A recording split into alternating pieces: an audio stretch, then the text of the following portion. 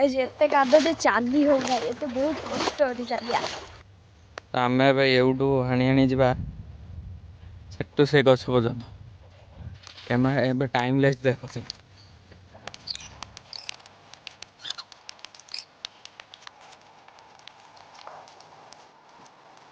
ତ ଏଇ ଆମେ ବିଲରୁ ପଳେଇ ଆସିଥିଲେ, ତାପରେ ଏବେ ଆସି ଖାଇବା ଗାଧୋଇ ପାଧେଇ ସବୁ ସାରିଛେ।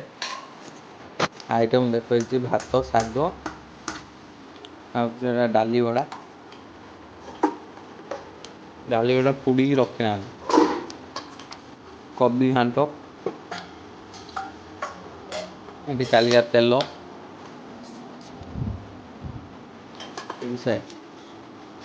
ଆଳୁ କୁନ୍ଦୁରି ଭଜା।